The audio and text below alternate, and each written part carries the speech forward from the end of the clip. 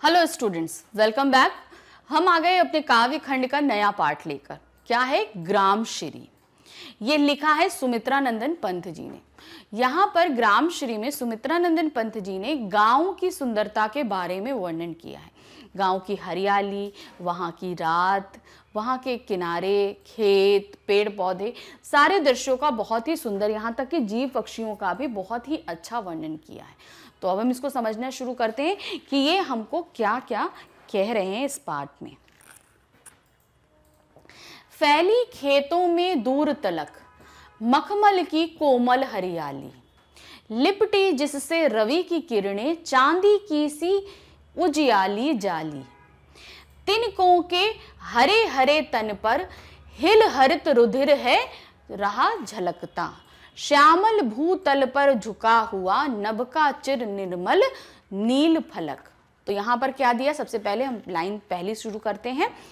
फैली खेतों में दूर तलक मखमल की कोमल हरियाली। तो अब क्या है, वो जब जैसे उनकी नजर पड़ती है खेतों की तरफ तो कहते हैं खेतों में बहुत ही मखमल और सुंदर सी हरियाली चारों तरफ फैली हुई है। कोमल कोमल, जब हम हरियाली देखते हैं ना, हरा हरा देख के आंखों को कितना अच्छा लगता है। तो वही कह रहे हैं, जब उन्होंने वो देखा ना तो उनको जैसे लगा कि चारों तरफ मखमल का एक चादर हरे रंग का बिछाया गया है। प्रकृति ने जो चारों तरफ मखमल का, कोमल, मखमल का कपड़ा कैसे होता है? कोमल सा होता है। तो उन्होंने बोला कि कोमल कोमल जो है वो मखमल का कपड़ा, चादर जैसे लगता है प्रकृति ने कहीं डाल दिया है, अर्थात चारों तरफ मखमल की हरियाली फैली हुई है। लिपटी जिसमें रवि की किरणें चांदी की सी उजली जाली, तिनके के हरे हरे तन पर। तो अब क्या हुआ?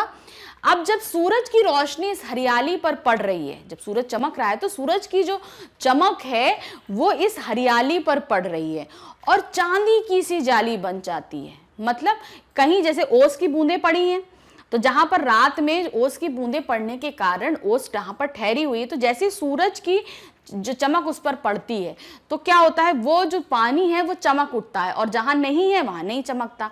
तो उससे क्या हो रहा है, कहीं चमक हो रही है, कहीं चमक नहीं हो रही है। तो जैसे लगता है एक चांदी सी जाली बनी हुई है।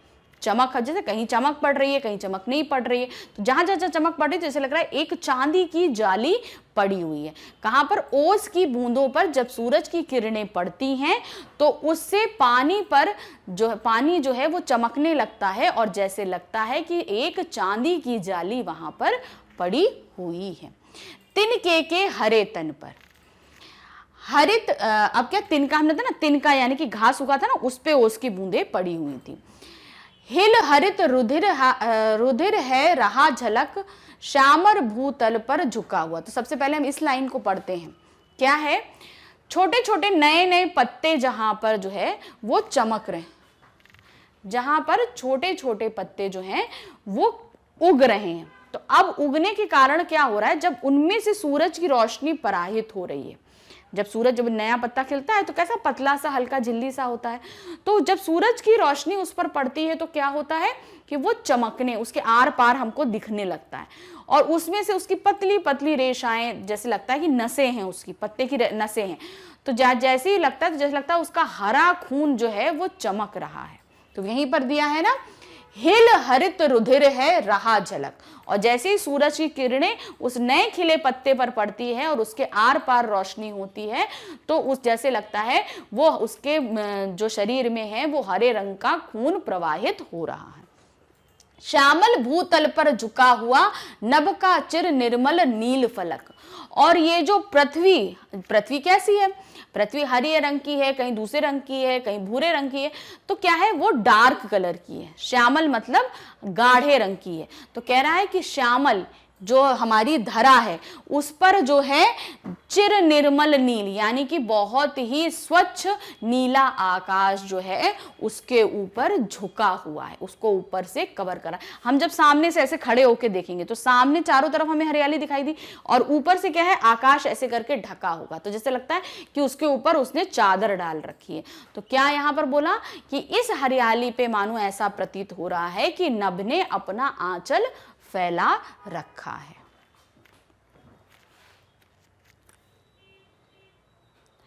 रोमांचित सी लगती वसुधा, आई जौ गेहूं में बाली।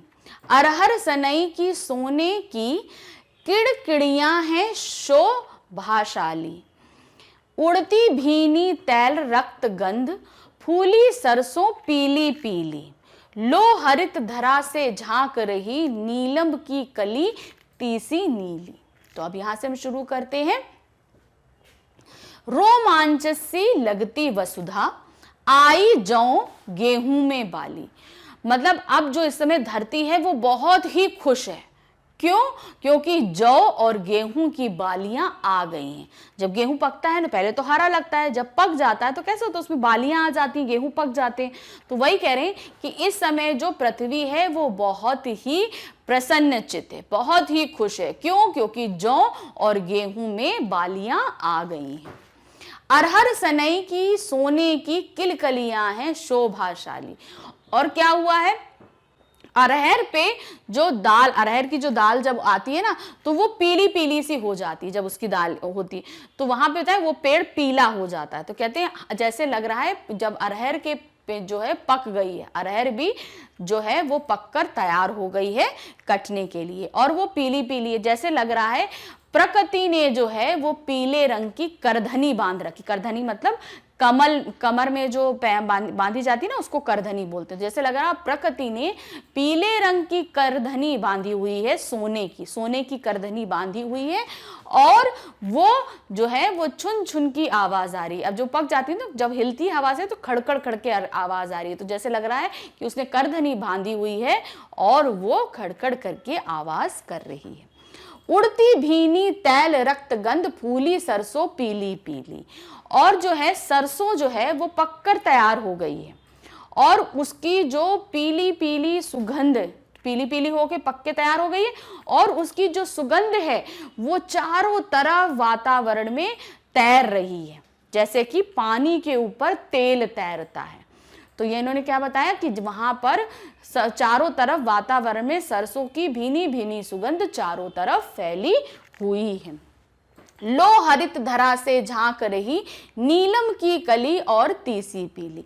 और अब क्या है, ये जो हरियाली चारों तरफ छाई हुई है उसमें से बीच में नीलम का एक पौधा, नीलम के फूल होते हैं ना, तो वो नीलम का एक पौधा और तीसी का एक पौधा उगा हुआ है। तीसी के कुछ पौधे और नीलम के कुछ पौधे जो है नीलम फूल के जो उगे हुए हैं, और यही सब नीले नीले दिखाई दे रहे। तीसी का जो फूल होता है वो भी नीला होता है, और नीलम का फूल भी जो होता है नीला ही होता है। तो यहाँ पर क्या बता रहा है कि जो हरी धरती है उस पर धीरे से झांक कौन रहा है, नीलम के फूल और तीसी पर उगे हुए नीले नीले फूल।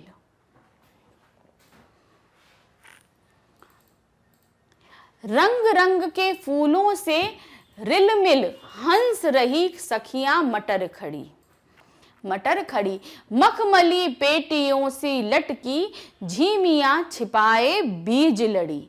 फिरती है रंग रंग की तितलियां, रंग रंग के फूलों पर सुंदर, फूले फिरते ही फूल स्वयं, उड़ उड़ वृंतों से वृंतों पर।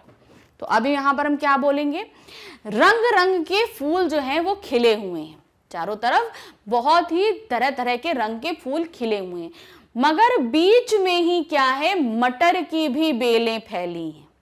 क्या दिया है ना, हंस रही सखियां मटर खड़ी, और बीच में जो है वो मटर की बेल फैली हुई है और उसमें से मटर उगाई है।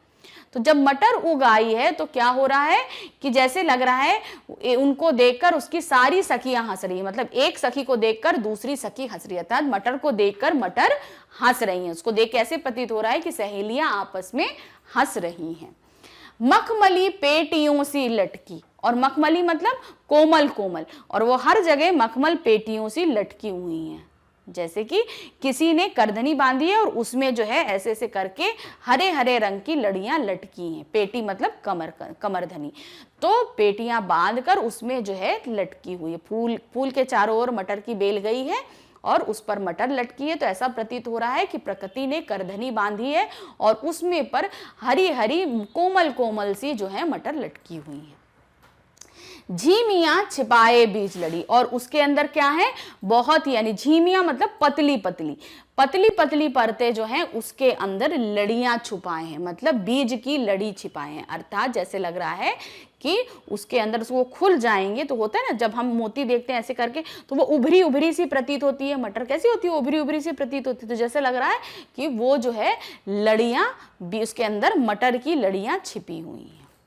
नेक्स्ट, फिरती हैं रंग रंग की तितलियां, और चारों तरफ क्या है, रंग बिरंगी तितलियां उड़ रही हैं रंग रंग के फूलों पर, और विभिन्न रंग के फूलों पर विभिन्न रंग की तितलियां उड़ रही हैं। फूल ही फूल पर स्वयं, अब ऐसा प्रतीत हो रहा है कि फूल जो है वो ही फूल पर बैठे हैं। अब रंग बिरंगे फूल भी हैं, रंग बिरंगी तितलियां भी हैं, तो जैसे लग रहा है फूल स्वयं पर ही बैठे हुए हैं, अर्थात तितलियां भी फूल सी प्रतीत हो रही है और फूल तो फूल है ही है। तो जैसा ऐसा देखने से लग रहा है कि फूल स्वयं फूल पर ही बैठे हुए हैं, उड़ उड़कर वृंतों से वृंतों पे, और ऐसा लग रहा है कि खुद ही फूल उड़ के एक फूल से दूसरे फूल पर जा रहे, वृंतों का मतलब फूल, यानी कि खुद फूल ही उड़ उड़कर एक फूल से दूसरे फूल पर जा रहे हैं।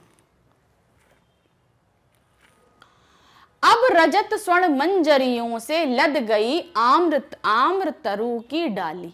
अब क्या हुआ, अब जो है रजत स्वर्ण मंजरी से, यानी कि डालियां जो हैं वो अब आम की बौरों से लद गई हैं। तो उसको कैसे बताया, जब बौर आते हैं तो कैसे रहते हैं, सफेद सफेद से रहते हैं ना, तो वही उन्होंने बोला कि आम की जो डालियां हैं ऐसा प्रतीत हो रही है कि उसके ऊपर जो है चांदी के रंग की, रजत मतलब सफेद सफेद मोतियां आ गई हैं।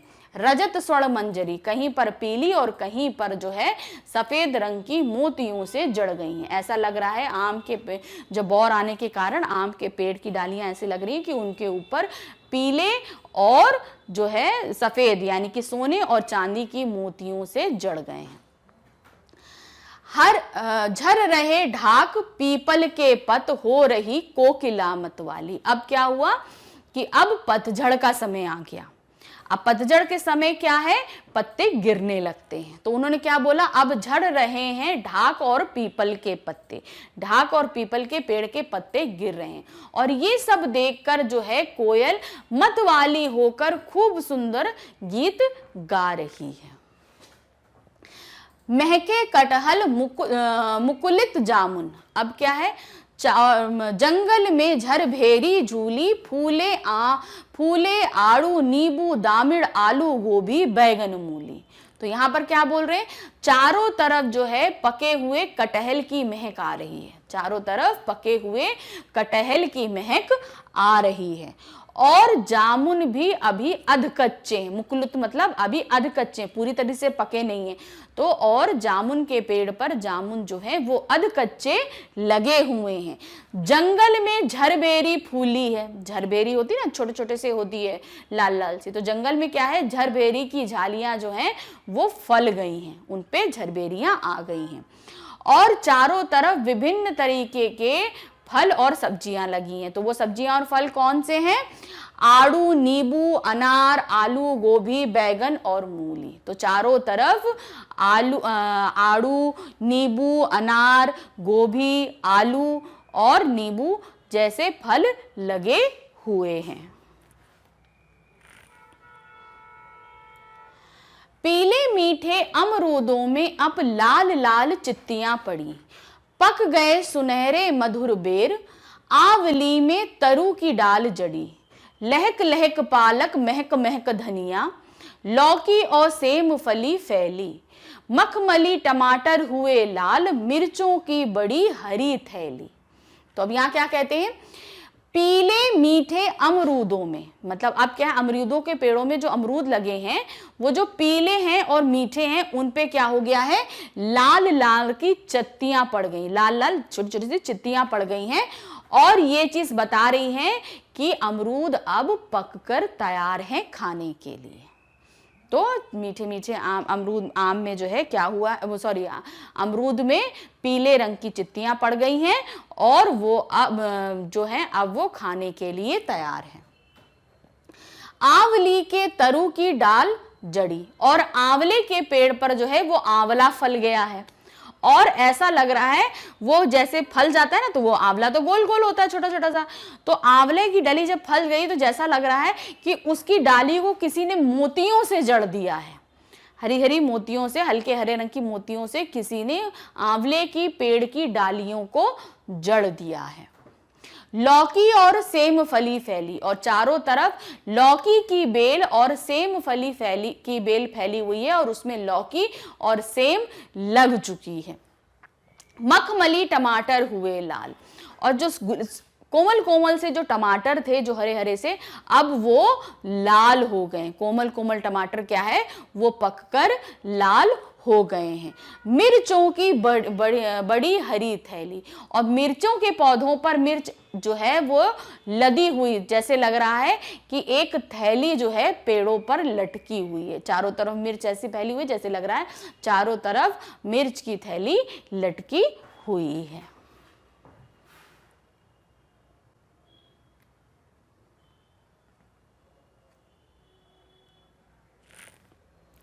बालू के सांपों से अंकित गंगा की सतरंगी रेती, सुंदर लगती सरपत छाई तट पर तरबूजों की खेती, अंगुली की कंघी से बगुले कलगी संवारते हैं कोई, तिरते जल में सुरखाब पुनिल पर मगरैठी रहती सोई।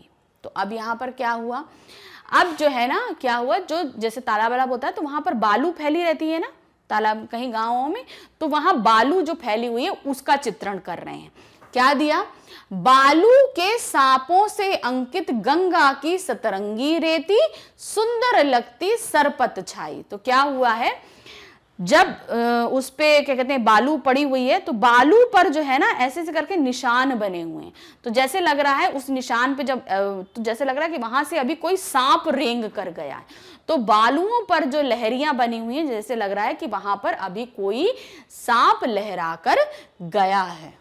गंगा की सतरंगी रेती, अच्छा मतलब वो गंगा की जो रेती है उस पर मानो ऐसा बालू जो रेती है उस पर क्या लग रहा है, सुंदर लगती सरपत छाई, यानी कि जब उस पर सूरज की किरणें पड़ रही हैं तो वो और चमक रही है। सरपत रेती बने ना चमक रही, तो जब वो जो टेढ़ी मेढ़ी गंगा की जो रेती जिस पर जैसे लग रहा है सांप रेत कर गए, जब उस पर सूरज की किरणें पड़ती हैं तो ऐसा लगता है वो चमक रही है, तो बहुत ज्यादा चमकने लगती है। तट पर तरबूजों की खेती, अंगुली में कंघी के से बगुले कलगी संवारते हैं कोई, और तट पे पास में ही क्या है, गंगा के तट के किनारे ही वहीं पर तरबूजों की खेती होती है, तो वहां पर चारों तरफ तरबूजे फैले हुए हैं।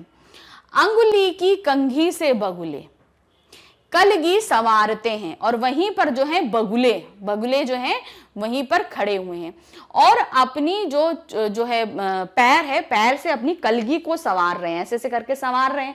तो जैसे लग रहा है कि कंघी से बगुले जो हैं कंघी से अपनी कलगी को झाड़ रहे हैं, ऐसा प्रतीत हो रहा है मानो बगले जो हैं वो कंघी से अपनी कलगी को संवार रहे हैं।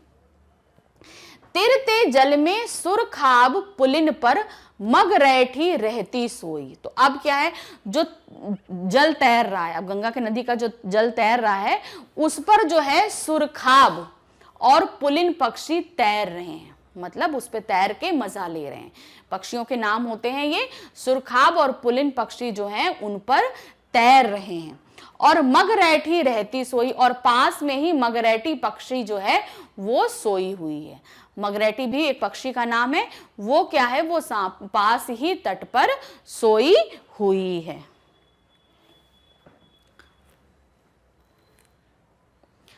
हंसमुख हरियाली हिम आपत, सुख से अलसाए से सोए हैं, भीगी अंधियाली में निशी के तारक स्वप्नों में से सोए हैं। मरकत डिब्बे सा खुला ग्राम, जिस पर नीलब नभ आच्छादित निरुपम हिमपात से हिमांत से सिगंध शांत, निज शोभा से हरता जनमन।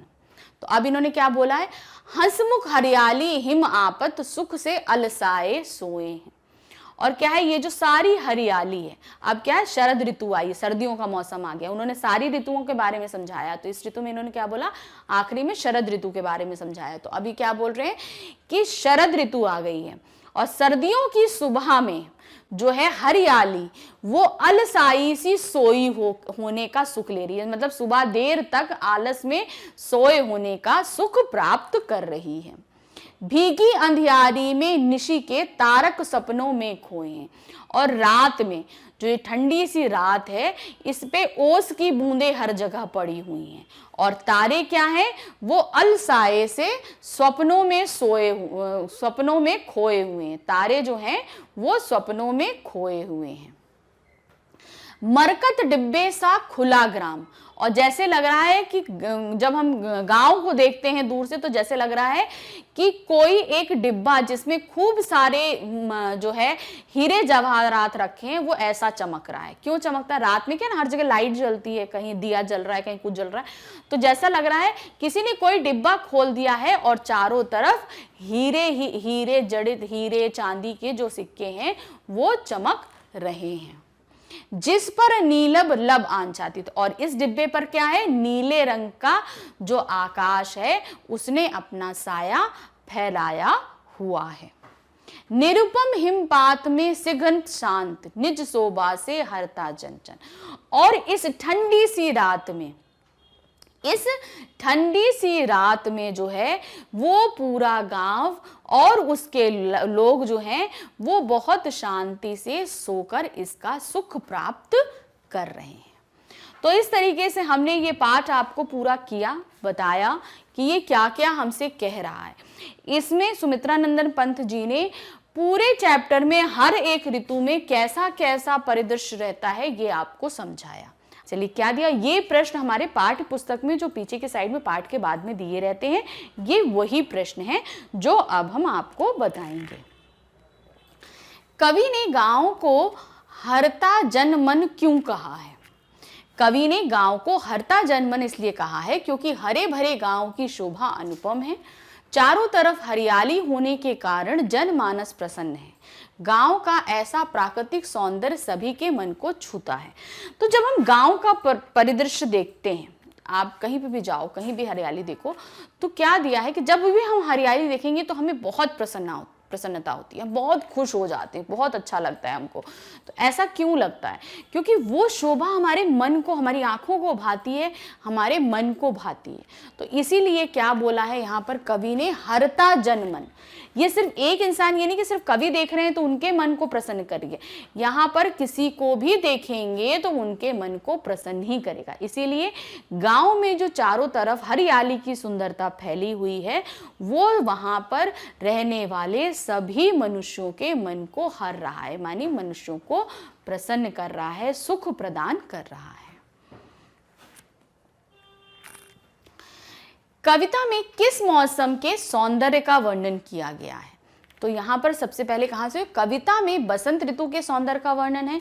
इसी ऋतु से पूर्व पेड़ों के पुराने पत्ते झड़ जाते हैं, उन पर नई नई कोपलें, पत्तियां, फूल और फल आने शुरू हो जाते हैं।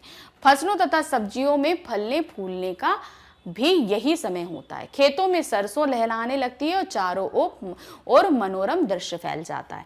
लेकिन इसके साथ ही साथ कवि ने शरद ऋतु की भी बात की थी। वसंत ऋतु के अलावा शरद ऋतु की भी लास्ट पैरा में बात की थी। तो यहाँ पर हम क्या बताएंगे, कवि ने शरद, ग्रीष्म, आपको बताया ना जब क्या कहते हैं बसंत ऋतु आई तो आम फल गए और चारों तरफ हो गई। फिर उसके बाद एंड पैरा में उन्हें शरद ऋतु का भी वर्णन किया था, पतझड़ का वर्णन किया था। तो ये सारी चीज़ें हमें बतानी है कि कवि ने सबसे पहले कैसे बसंत ऋतु से प्रारंभ किया। तो बसंत ऋतु में उन्होंने क्या क्या वर्णन किया था कि जो है पेड़ों के पुराने पत्ते झड़ गए, यानी कि उसी समय पतझड़ आया। सबसे पहले बसंत ऋतु से पहले पतझड़ आता है, तो पुराने पत्ते झड़ गए और जो है फिर बसंत ऋतु का आगमन हुआ। फिर क्या हुआ, नई नई कोपलें निकल आई। बसंत ऋतु में ही तो नए नए निकलते हैं, कलियां फूलती हैं, फूल खिलते हैं और जो है वहाँ पर फसलें और सब्जियां फलने लगती हैं। यही मौसम होता है जब वहाँ पर सरसों लहलहाती है। तो इस तरीके से कवि ने पतझड़, बसंत और शरद ऋतु का वर्णन किया है।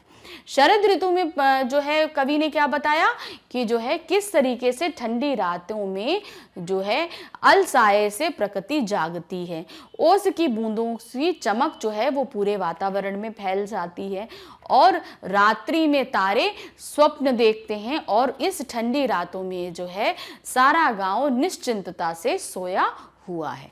तो इस तरीके से हम यहाँ पर वर्णन करेंगे इसका। गांव को मरकत डिब्बे सा खुला क्यों कहा है? क्यों कहा है? खेतों में हरियाली छाई हुई है, विविध प्रकार की फसलें लहलहा रही हैं, कहीं फूलों पर रंगीन तितलियां मंडरा रही हैं, चारों ओर फल फूलों की सुगंध बिखरी है, सूरज की स्वर्णिम धूप से निखरता सौंदर्य इस हरितिमा में चमक पैदा करता है। इसी हरितिमा को दर्शाने के लिए गांव को मरकत डिब्बे सा कहा गया है। मतलब मरकत का मतलब आप जानते हैं क्या होता है कि कोई जो हीरे जवाहरात, माणिक, पन्ना, इन सब जो कलरफुल जो नग होते हैं वो जब होता है एक जगह इकट्ठा हो ज्वेलरी बॉक्स, तो वो जब खुलता है तो चारों तरफ रंग बिरंगी हर एक चीज दिखाई देती है। तो इसीलिए क्या ना सब चीजें अब विभिन्न तरह के फूल खिले हैं, विभिन्न तरह की जो है तितलियां मंडरा रही हैं, तो बहुत सारे कलर हैं, यानी बहुत तरह के नग रखे हैं उसमें। जब उन पर प्रकाश पड़ रहा है तो वो चमक रहे हैं, तो वो सारे चमक रहे हैं जैसे कि हीरे जवाहरात चमकते हैं। हरियाली पर जब ओस की बूंदें पड़ी हुई हैं तो उन पे सूरज की किरणें पड़ रही हैं तो वो भी चमक रहा है। तो ये इस तरीके जैसे लग रहा है कि वो एक मरकत का डिब्बा खुल गया है, यानी कि हीरे जवाहरातों से संपन्न एक डिब्बा खुल गया है। तो यहाँ पर हम देखते हैं ना फसलों में भी कहीं पर नीले रंग के फूल हैं, कहीं पीले रंग के फूल जो हैं सरसों पर खिले हुए हैं। तो ये जो है ना विभिन्न रंगों का जो परिदृश्य प्रस्तुत किया है, इसलिए गांव को क्या बोला गया है? मरकत का डिब्बा। चौथा क्वेश्चन, अरहर और सनई के खेत कवि को कैसे दिखाई देते हैं? अरहर और सनई के खेत कवि को ऐसे प्रतीत होते हैं जैसे वसुधा में फलियों के रूप में अपनी कमर पर सुनहरे रंग की करधनी बांध रखी है, जो हवा में हिलकर मधुर स्वर उत्पन्न कर रही है। तो क्या है? अरहर पीली होती है और सनई भी पीली होती है। तो ये जब हम जैसे ही जो पक के तैयार हो गई है, चारों तरफ पीली है और वो जो हवा से हिल रही है तो उसकी खड़खड़ आवाज हो रही है, तो उससे जैसे लग रहा है कहीं कमर में किसी लड़की ने कमर पे करधनी बांध रखी है और उसकी जब वो चल रही है तो चलने से, करधनी के हिलने से वो आवाज पैदा हो रही है, इसलिए इसको करधनी बोला गया है। भाव स्पष्ट कीजिए। भाव स्पष्ट करने में हमें क्या होता है कि जो लाइंस दी जा रही है उसका अर्थ हमें स्पष्ट करना है, लेकिन उस लाइन के ही अर्थ के साथ हमें उसके आगे पीछे की भी चीज ऐड करनी पड़ती है, क्योंकि एक या दो लाइन दे देते हैं और हमारी काव्य पंक्तियां चार पांच लाइनों से जुड़कर उसके काव्य बनते हैं, मतलब उसका अर्थ निकलता है। तो यहां पर कैसे दिया है? बालू के सांपों से अंकित गंगा की सतरंगी लहरी। तो यहां पर क्या दिया है? गंगा नदी के किनारे फैली रीत सतरंगी कहा है। सतरंगी यानी क्यों कहा है? क्योंकि जब उस पर सूरज की रोशनी पड़ रही है तो वो चमक रही है, परादर्शी होती है ना, जब उस पर पड़ेगी तो क्या होगा? वो होगी, क्या कहते हैं, परिवर्तित होगी, तो रोशनी अपने 7 रंगों में फैल जाती, तो वो सतरंगी हो जाती है। पानी की लहरों और हवा के कारण इस पर टेढ़ी मेढ़ी रेखाएं बन गई। तुमने बताया ना बालू पे टेढ़ी मेढ़ी रेखाएं बन गई हैं, तो जैसे लग रहा है उस पर सांप रेंग कर गया हो, जो सूरज की किरणों के प्रभाव से चमकने लगती हैं और सांपों के चलने के कारण बने निशानों सी दिखती हैं। तो इस तरीके से, यानी कि जब बालू किनारे होती है तो बार बार हवा आती है, पानी आता है, तो वो ऐसे टेढ़ी मेढ़ी लकीरें बन जाती, तो जैसे लग रहा है कि वहां पर अभी सांप रेंग कर गया है। और जब इन्हीं बालू की रेतों पर सूरज की किरणें पड़ती हैं तो वो परादर्शित हो जाती हैं, तो क्या हो जाता है? फिर वो 7 रंगों सी दिखाई देने लगती हैं, तो इसलिए वो सतरंगी लगती हैं। दूसरा क्या पूछा इन्होंने? हंस सुख हरियाली हिम आपत सुख के अलसाए से सोए। यानी कि ओस से युक्त हरियाली सूरज के प्रकाश से जगमगाती हुई हंसमुख सी जो है प्रतीत हो रही है, और सर्दी की धूप की खिली खिली होती है, ऐसे में लगता है जैसे सभी आलस से भरकर सोकर उठे। तो क्या है? सर्दी की सुबह सोचिए, सर्दी की सुबह क्या होती है, ओस, रात में ओस पड़ती है, तो सभी पर जो है गीला गीला लगता है। सब सुबह एकदम जब बहुत अर्ली उठेंगे तो क्या होगा, सब कुछ हमें गीला गीला दिखेगा, सब तरफ ओस की बूंदें पड़ी हुई होती हैं। तो क्या उन्होंने बोला कि जैसे लग रहा है कि चारों तरफ जो है वो जो है पानी से नहाए हुए, प्रकाश से जगमगा रहे। जब सूरज की किरणें उस ओस पर पड़ी तो चमकने लगी, तो क्या हुआ, जैसे लग रहा है चमकते हुए हैं। और सर्दी की सुबह के कारण जैसे लग रहा है अलसाए से उठ रहे हैं, अलसाए से सोए हुए थे और अब उठ रहे हैं। तो यहां पर हमने दो भाव स्पष्ट किए।